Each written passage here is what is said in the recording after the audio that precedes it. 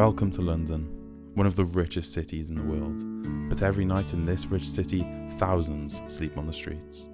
Homelessness has doubled since 2010 as 8,000 people sleep rough in London every year.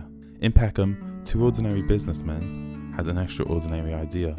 They set up Old Spike Grocery, a social enterprise employing the homeless and giving them a second chance.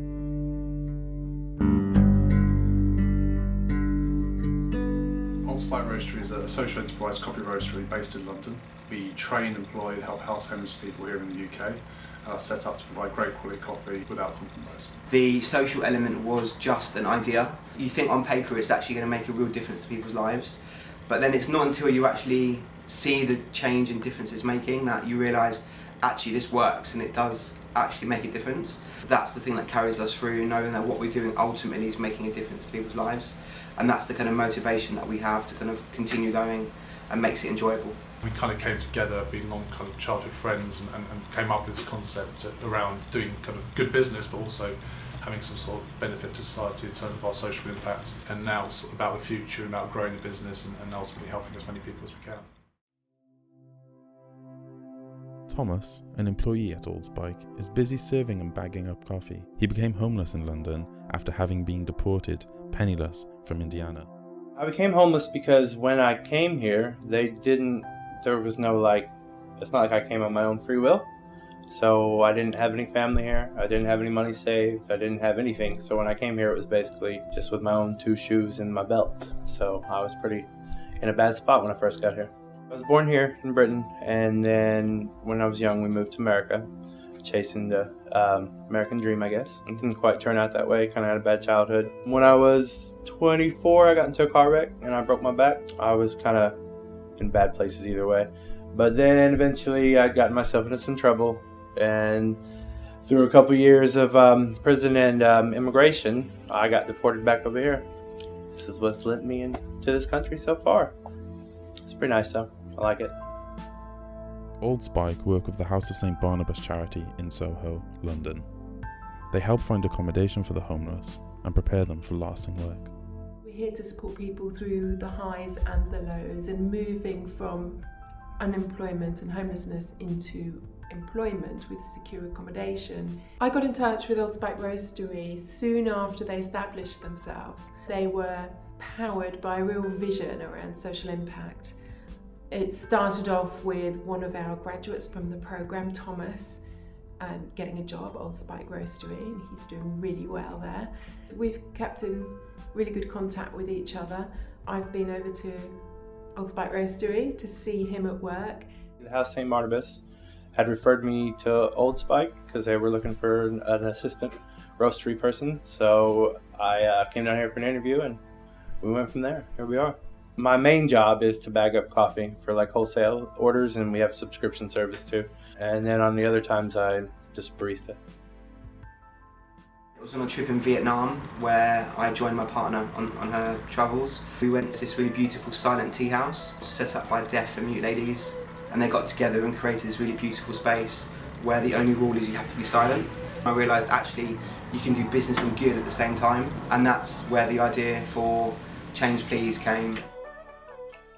Canary Wharf is one of London's richest business districts. Change Please is another Old Spike social enterprise, yet another way of giving people a second chance. Change Please is also a social enterprise which trains people who are homeless to be baristas, providing housing, bank account, therapy support, and then support into onward employment. Lucy was our first employee. I used to see her every day selling the big issue, and she was just a really wonderful person with a huge amount of energy. As the economy worsened, she then found herself homeless. The only outlet she had was being able to sell the big issue.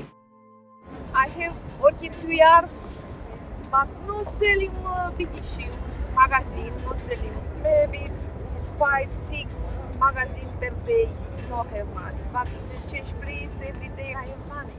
We needed our first employee essentially, and I walked past Lucy. She just gave me one of her normal beaming, happy smiles, and considering she was on the streets, to be able to have the motivation to smile constantly at people and kind of really mean it is a really difficult thing.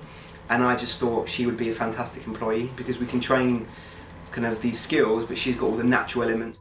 Every day come in the morning, work, top 3:30.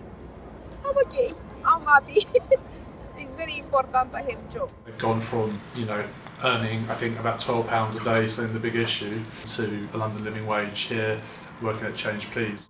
My life was a change because I have money for my family. I learned for make coffee very nice. Before no have job, no speak English because I have problem to speak English. I'm happy. It's my family Change Please.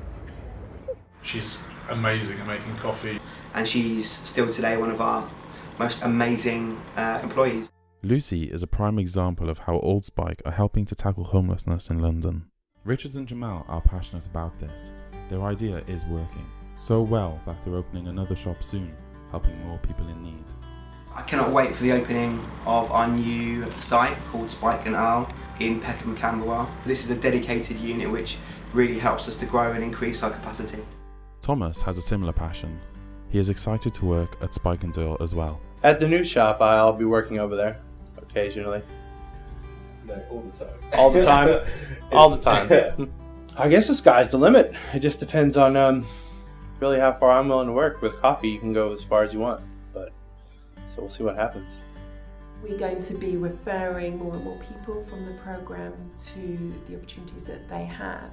And at the same time, Old Spike Roastery will always be bearing in mind the training needs and support needs of people coming off our programme to make sure that they can get the best out of their new employees. Today is April 1st. Spike and Earl is officially open for business. It's been busy all day with queues out of the door, and everyone is in good spirits.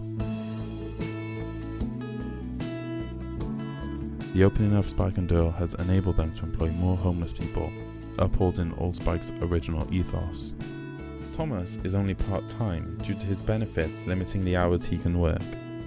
However, Director of Coffee, Rob Dunn, has some very exciting news for him. Thomas just got full-time employment this week, whereas he's been part-time for the last 3 or 4 months. So now he's full-time most month. So if you speak to him, then hopefully he's happy. Can't really tell you how I felt about it. If I could do a backflip, I probably would have done one. Couldn't be happier to work for better people, better places. Whatever needs to be done, I'll do it. Old Spike and Jamal and Richard and Rob, all those guys, man, they have basically given me the confidence that I lost. Going to prison and stuff, it really it strips down a man's ego. It kills who you are. And I feel like Old Spike and Richard and everybody, they've given me that confidence and that support that you need to thrive. This is definitely one of the fewest things that I would have thought I would have been doing. Honestly, I really didn't think I'd be alive much longer. I really think I can make a difference in my own life, which before I really didn't think there was much of a chance. Pretty much saving my life. Lucy and Thomas were homeless and destitute. Now they are earning a living wage. But there are thousands more out there, with over 4,000 people sleeping rough in England tonight. Is Old Spike a model for all businesses in the future? Can business and social enterprise work together as one?